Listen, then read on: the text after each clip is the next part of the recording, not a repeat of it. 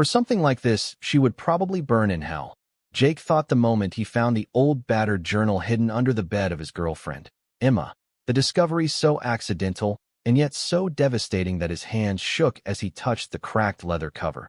Because he had never been the type of man to snoop through someone's things, never the kind to violate privacy. But tonight had been different. Tonight they had fought over something small and stupid that had escalated into silence. The way she once again avoided the subject of the summer 3 years ago. The summer she always shrugged off as nothing important. The summer she never wanted to talk about. And when she disappeared into the bathroom to shower, leaving the faint perfume of her shampoo and the steam curling out from beneath the door, his restless gaze had fallen on a wooden box tucked just out of sight, its lid scratched and faded. And inside that box lay the thin black journal with bent edges and a spine so weary it looked like it had kept secrets too long. He told himself to put it back, that opening it would be a line he could never uncross. But curiosity had already coiled tight around his chest, and when he finally flipped to the first page his eyes froze on the neat handwriting and the date June 12, 2020, the very summer she had claimed meant nothing.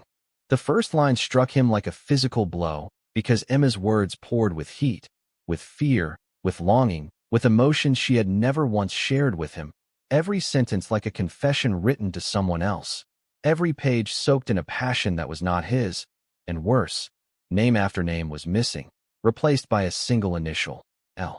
Elle had taken her to the lake. Elle had kissed her under the bridge. Elle had told her secrets she promised never to repeat, and Jake felt a sickness crawl through him as he realized that this summer he had been forbidden to ask about was alive in these pages, alive with another man.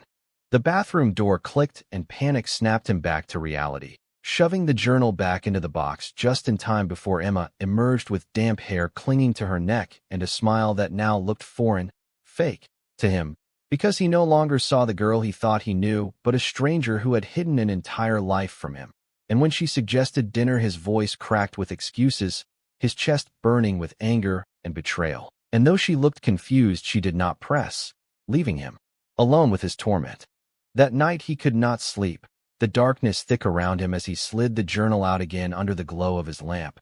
And this time he read without pause, devouring each page. And with every sentence his heart twisted tighter, because Emma had described nights by the fire, lips tasting of smoke, feet dangling in cold lake water, whispered promises that she would never forget, and in the margins she had scribbled words of fear, fear of being caught, fear of hurting someone, and still she returned to Elle again and again, claiming he was her escape. Jake could barely breathe, fury and grief tangling until his chest hurt, and as the dawn crept through his window he knew that this was not a fling, not a mistake. It had been the truth of her life, and she had erased it when she built a new one with him. In the morning he forced himself to play along, drinking coffee at the kitchen table, nodding at her chatter, but every glance at her face filled him with suspicion. Every small laugh sounded like a lie, and his gaze kept flicking toward the box under the bed, because he could not unknow what he had read.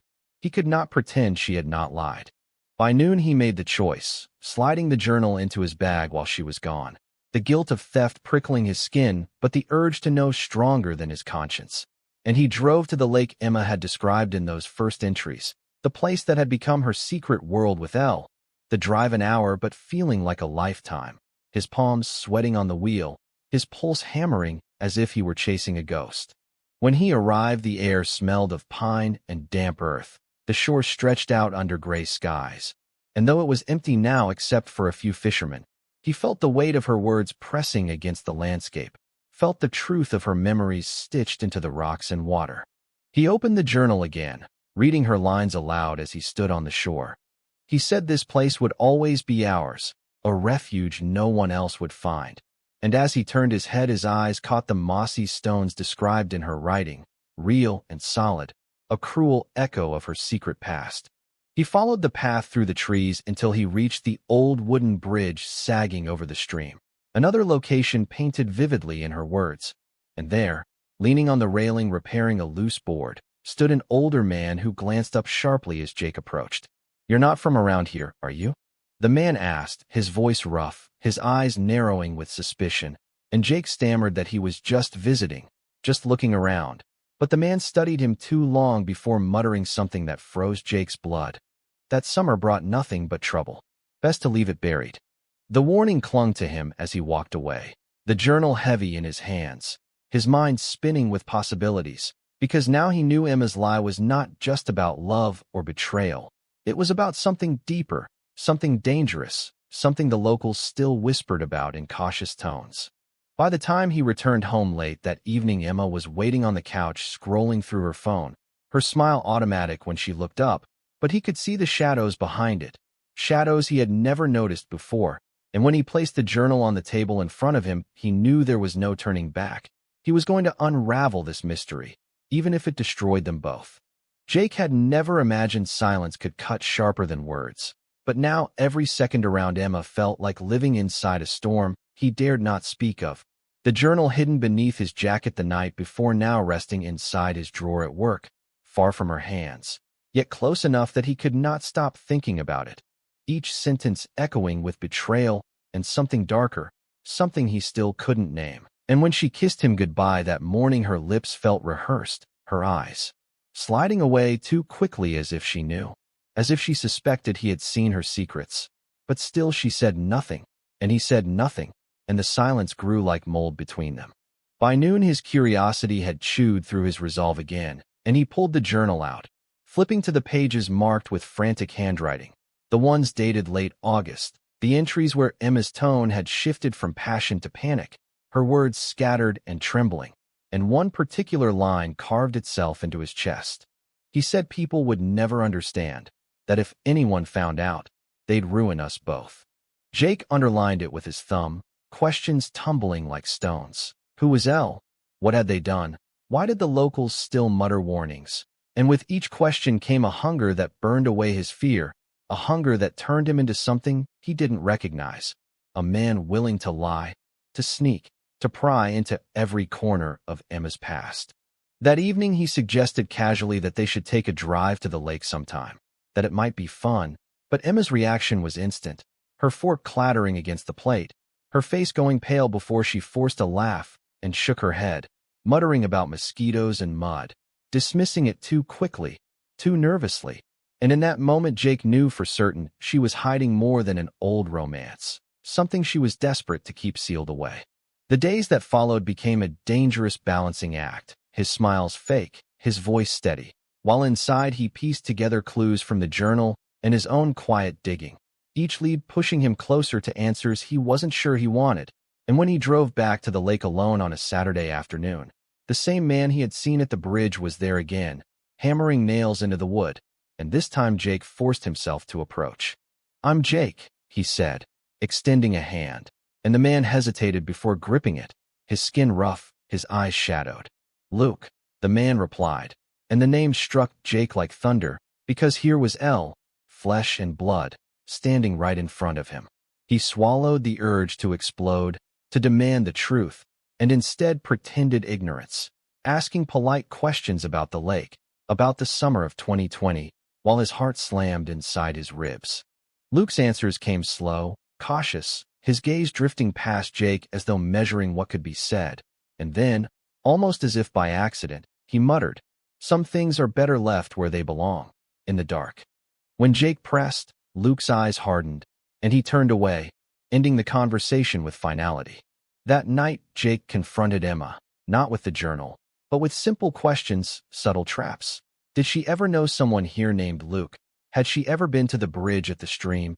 Had she written anything from that summer?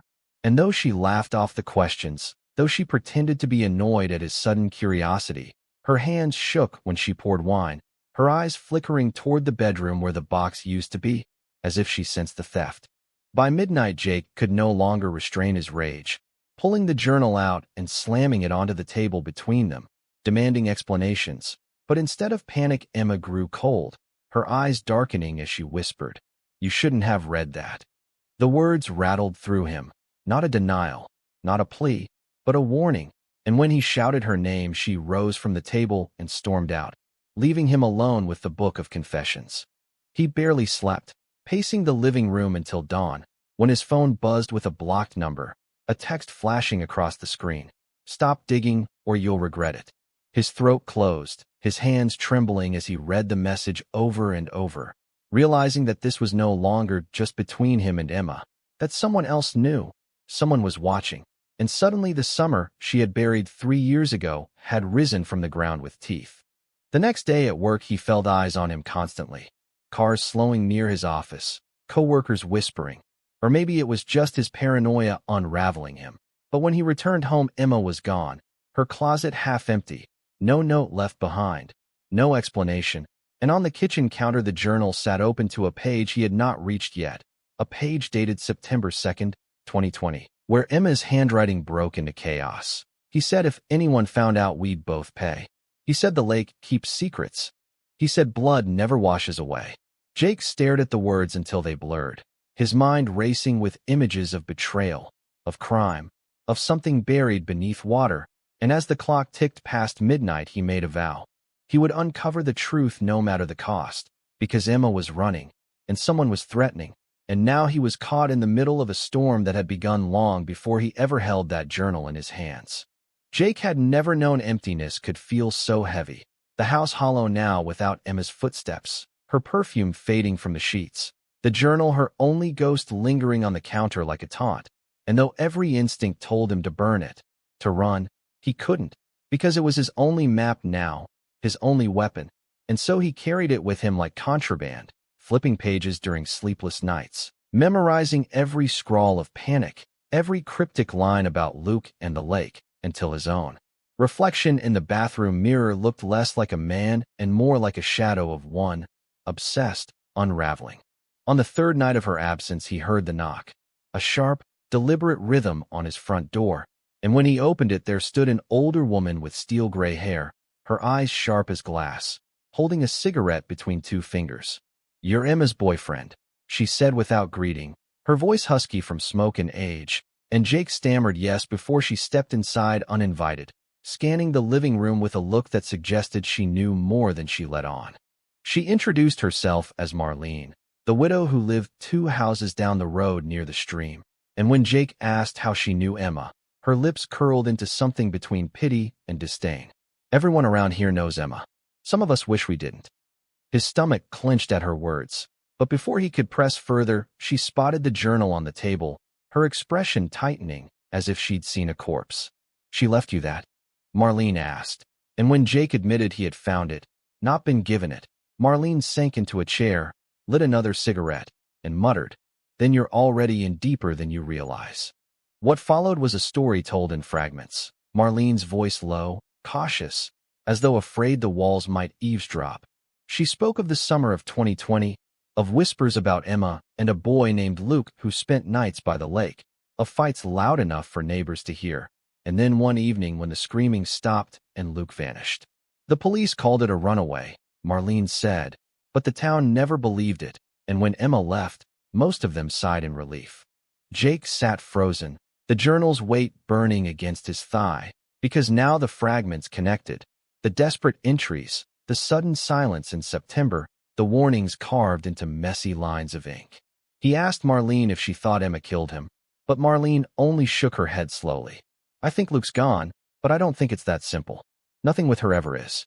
Before leaving, she leaned close, her breath thick with smoke, and whispered, "If you keep digging, boy, you'd better be ready for what you'll find. Emma always drags people down with her." Then she was gone, swallowed by the night, and Jake sat alone, the journal open in his lap, the words shifting under his gaze like they were alive. That night he dreamed of water, black and endless, with pale hands breaking the surface, reaching for him, pulling him under, and when he woke his phone buzzed again with another blocked message. "You're not listening. Leave it alone." He should have been terrified, but instead he felt sharper, hungrier, the threats only fueling the fire inside him. And he spent the next day driving through town, asking questions he had no right to ask, knocking on doors where people slammed them in his face, stopping by the gas station where the clerk muttered that he should let sleeping dogs lie, until finally he ended up back at the bridge, staring at the water where Luke had last been seen. And there, leaning against a tree, was Luke himself, or rather, a ghost of him, thin, pale, alive in a way Jake couldn't believe, his eyes wild as he whispered, "You're with her, aren't you?" Jake's throat dried, his mind spinning, because Emma's journal had ended with the suggestion of blood, of death, and yet here Luke stood breathing. He confessed in fragments, paranoia dripping from every word, about how Emma had ruined his life, how she had forced him into silence, how the journal contained pieces of what she had done, but not all, never all. When Jake demanded answers, Luke grabbed his collar, his eyes fever-bright, and hissed, "If she knows I'm still here, she'll finish what she started. Don't trust her. Don't trust anyone." Then he pushed Jake away and vanished into the woods, leaving only the echo of his words.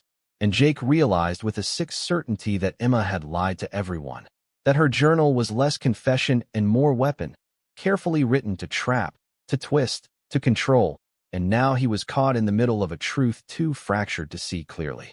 He drove home with his knuckles white on the steering wheel, the weight of Luke's survival crushing him, Marlene's warnings circling his mind, and Emma's absence stretching like a wound.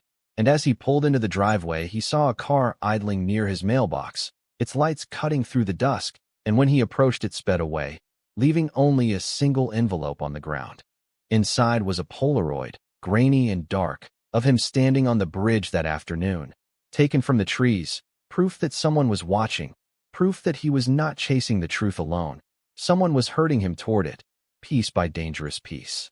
The days bled into one another with a kind of suffocating dread, each moment weighted by the certainty that eyes were on him, that whoever had left that Polaroid was close enough to breathe down his neck. And yet Jake couldn't stop, not when the journal burned like a curse in his possession, not when Luke's gaunt face still haunted him, alive when he was supposed to be a ghost, warning him against Emma even as every memory Jake had of her whispered the opposite. He tried calling her, leaving voicemails that went unanswered, text messages that hung unread, and in those empty silences he began to wonder if Emma was the one watching, if her absence was deliberate, if the journal had been planted for him to find, a cruel game played by someone who had already confessed to crimes and yet left threads for him to pull. His house no longer felt safe. Every creak of the floorboards sounded like intrusion. Every parked car outside became a surveillance van in his imagination, and sleep only brought more nightmares of drowning, of Luke's hands pulling him down, of Emma's voice whispering his name, with love and menace braided together. By the fifth day the pressure broke.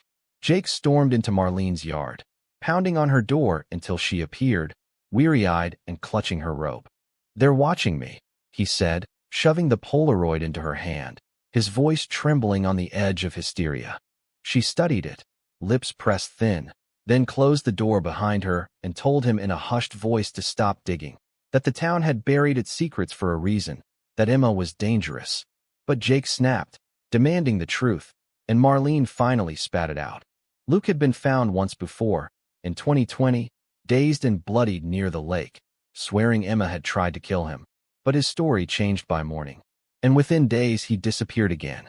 The police filed it away as an overdose gone wrong, and Marlene said Emma vanished not long after, leaving the town to breathe easier, until she returned years later with Jake on her arm, smiling like the girl next door she pretended to be.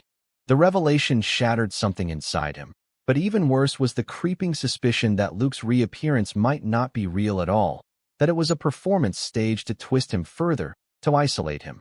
And as he drove away from Marlene's house, his phone buzzed with another blocked message. Last chance. Burn the journal. Instead, he opened it again, fingers shaking as he flipped to the middle pages he had skimmed before, where the handwriting grew jagged, frenzied, almost illegible, recounting nights by the lake, fights with Luke, blood on her hands that wouldn't wash away, and a final vow written in smeared ink. "If anyone tries to expose me, I'll drag them down too." His chest tightened as though Emma's hand gripped his heart from afar, and he nearly hurled the book into the river on the drive home. But he couldn't, not when it felt like the only thing tethering him to her, not when he still couldn't decide whether he loved her or feared her. That night, headlights swept across his bedroom walls, lingering far too long before pulling away, and when he bolted outside barefoot, breath fogging in the cold, the street was empty except for another envelope taped to his door. Inside was a second Polaroid, this one of him asleep in his own bed, the journal clutched to his chest, taken from inside his house. Panic clawed at him, while rising in his throat, and he tore through every room with a baseball bat, opening closets, crawling under the bed, searching the attic. But there was nothing, no one, only the lingering scent of Emma's perfume, as though mocking him. He called the police at last, voice raw, but when officers arrived and he showed them the photos, they gave him that familiar look, the one that said they'd dealt with Emma before, the one that said they didn't want trouble. They told him there was no evidence of a break-in, that he might be imagining things, that maybe he should get some rest. Their skepticism broke him more than the threats, because now he was truly alone. The weight of the journal his only company, its pages whispering louder each night, until he thought he could hear Emma's voice beneath the scratch of her pen.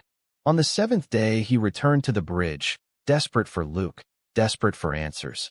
And when he found no one, he screamed her name into the trees, demanding she come back, demanding she explain what she had done. And in that moment of rage, he realized the truth, that it didn't matter whether Emma was victim or monster, whether Luke was alive or dead, because he was already trapped in her story, written into her journal like another pawn. And the only ending waiting for him was the one she had already chosen. As the sun sank, painting the river red, Jake saw something flutter in the reeds, half buried in mud. Another journal, smaller, water-damaged, its cover warped but still intact. With trembling hands he opened it, and his stomach dropped. It wasn't Emma's writing but Luke's, and the first page began with her name, written over and over again like a prayer or a curse, and at the bottom, in bold, jagged letters, a single line. If you're reading this, she already has you. Jake clutched Luke's journal like it was a lifeline and a death sentence at once, the rain slicking its ruined pages as he staggered back to his car, reading by the beam of his phone flashlight, each sentence gnawing deeper into him. Because the words weren't only confessions, they were warnings, frenzied sketches of Emma's face with her eyes blacked out, maps of the lake and its hidden coves, passages describing how she lured him there again and again with promises of love before turning cold, how she once pressed his head under the water just to see him struggle, how she whispered that no one would ever believe him, that she could write her own version and the town would eat it whole. And Jake realized with a choking gasp that the entries lined up with Emma's journal, as if the two books were mirrors, one reflecting lies, the other blood-soaked truth. For hours he drove aimlessly, torn between burning both books and freeing himself, or confronting Emma and demanding answers. But when his phone finally rang and her name lit up the screen, he almost crashed, because it was the first time she had reached out since everything began. He answered with a hoarse whisper, and her voice came calm, tender, almost apologetic. "Jake, you've read too much. I need you to stop. Come meet me. I'll explain everything." The address she gave was by the lake. Of course it was. And though his rational mind screamed trap, his heart, still shackled to her, dragged him there anyway. The night was thick with fog, the moon hidden, the water black as spilled ink. Emma stood at the edge of the pier in a white dress that clung damply to her skin, her hair wild in the wind, and for a moment, she looked like the girl he fell in love with, the girl who made him believe in second chances. But the journals in his hands told a different story, and when he approached she saw them, her face hardening, her voice cutting sharp. "You shouldn't have read his words," she hissed, pointing at Luke's journal. "He lies. He always lied. I wrote mine to drown him out, to make sure no one remembered him the way he wanted. He doesn't get to write the last page." Jake's throat tightened as he demanded to know the truth, whether she had hurt him, whether she had tried to kill him, and Emma only laughed bitterly, stepping closer until their faces nearly touched. "Doesn't matter? You've already chosen who to believe. You're holding his words like gospel, mine like poison. That's all the proof anyone needs, that stories decide reality. And I am better at telling them than anyone." She reached for the journals, but Jake pulled back, torn between rage and love, between believing the woman he once trusted with his heart or the broken man who claimed to be her victim. The fog curled tighter, water lapping at the pier as if eager for blood, and in the distance Jake thought he saw a figure watching from the tree-line, tall and still, and though he couldn't be certain, he felt Luke's presence like a phantom heartbeat. Emma's voice dropped to a whisper, trembling now. "Jake, if you hand me those books, we can leave this behind. No one else has to know. You and me, we can start over." For a moment he wanted to believe her, wanted to step back into the comfort of ignorance. But then he remembered the Polaroids of himself sleeping, the words smeared in Emma's journal about dragging anyone down who tried to expose her, the warning in Luke's. If you're reading this, she already has you. His hands shook violently as Emma lunged for the books, and in that split second he faced the decision that would decide everything. Whether to give her the power, whether to destroy the words that bound them all, or whether to expose her and risk his own destruction. He shoved her back, the journals clutched to his chest, and shouted that he would go to the police, that he would make the town listen this time. But Emma's face twisted into something monstrous, her voice low and guttural, as she screamed that no one would believe him. Just like no one believed Luke, that they would see him as obsessed, unstable, complicit even. She lunged again, nails raking across his arms, and in the struggle the journals slipped from his grip, falling between them toward the water. Time seemed to slow as Jake dove, fingers brushing the wet covers, while Emma shrieked and tried to force his head beneath the surface, her strength terrifying, her hands cold and merciless. He thrashed, gasping as the lake swallowed him, his lungs burning, his vision blurring, until in the chaos he felt another grip, not Emma's but larger, rougher, dragging him upward, shoving him toward air. He broke the surface coughing, gasping, eyes burning from the murky water, and through the fog he thought he saw Luke standing waist-deep, holding Emma back as she screamed and flailed, her white dress spreading across the surface like a bloodstain. Jake stumbled onto the shore, collapsing with the journals clutched desperately to his chest, only to look back and find the water empty, Emma gone, Luke gone, the pier silent once more. His heart pounded, his body shaking, but the books were still in his hands, wet but intact, their words seared into him forever, and he knew there was no going back, no safe ending. Only the story he chose to tell, and the cost of telling it. Jake didn't sleep for 3 nights after the lake, his body shivering with fever though his skin was hot to the touch, the journals lying open on the table like diseased organs, pages curling and stained with water, words bleeding into one another until he couldn't tell which belonged to Emma and which to Luke, until he couldn't tell which belonged to himself. He tried to go to the police again, but his voice cracked under their skeptical stares, his story unraveling the moment he spoke it aloud, sounding like the rant of a desperate man grasping at conspiracies. And when they dismissed him with warnings about wasting their time, he realized Emma had been right. They would never believe him, not when the town had already written her role, the tragic girl who returned from silence to build a perfect life with him, not when Luke was the ghost they'd all buried years ago, not when Jake was the only one clutching 2 ruined books as proof of a war between stories. Back home he stared at the journals, their presence suffocating, and wondered what would happen if he burned them at last, if the nightmares would end, if Emma would release her grip on him. But each time he carried them toward the fireplace his chest constricted, his vision swam, and he felt her voice in his ear, soft and pleading, telling him that destroying the words would destroy her too. And he couldn't, he simply couldn't, because even now, even after the pier, he still loved her in some twisted marrow-deep way. On the 4th night, exhausted, he opened Luke's journal again and traced the last page, smeared but legible. If you're reading this, she already has you. He laughed bitterly, the sound hollow in the empty room, and then, as if in answer, the phone buzzed once more with a blocked number. Hands trembling, he answered, and silence filled the line, thick, suffocating, until he heard a single breath on the other end, followed by Emma's voice, gentle, intimate, as though whispering across the pillow. "You kept them. I knew you would."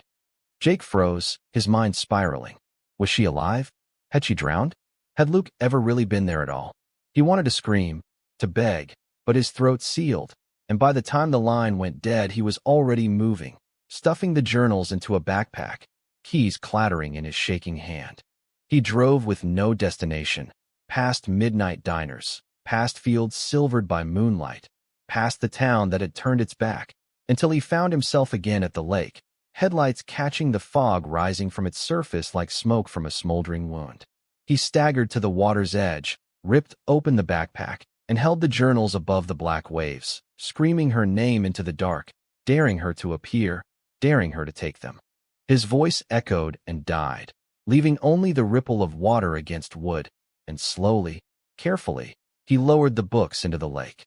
They floated for a moment, fragile and broken, before sinking beneath, bubbles rising like a final breath, and Jake fell to his knees, tears burning his eyes, chest heaving as though a weight had been torn from him. But as the surface stilled, he saw it, faint but undeniable, the shimmer of white just below, the suggestion of a dress, a hand reaching upward, and he stumbled back in terror, whispering her name like a prayer.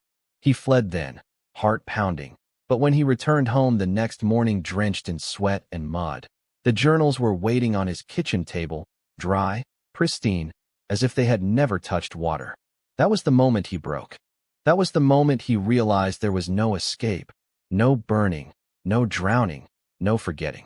Emma was with him always, in the words, in the pages, in the way the stories twisted reality until he no longer knew which side he was on. Weeks later, his friends stopped calling, his job slipped away, his life shrank to the orbit of those books, and he wrote too, scribbling until his fingers bled, adding his voice to theirs. Another chapter in the endless war of stories, and somewhere in the blur he understood the final truth. Emma had been right. The one who controlled the story controlled reality, and now he was hers, ink and paper and blood. One evening, when the sun sank low and painted the sky in violent red, a neighbor walking her dog swore she saw Jake standing at his window, smiling faintly, his hands moving in a frantic rhythm, as if he were taking dictation from someone only he could hear. The next morning his house was empty, his car gone, but on the kitchen table lay a single notebook, its first page written in fresh ink. The summer she lied was the summer I was born into her story, and if you are reading this, she already has you too.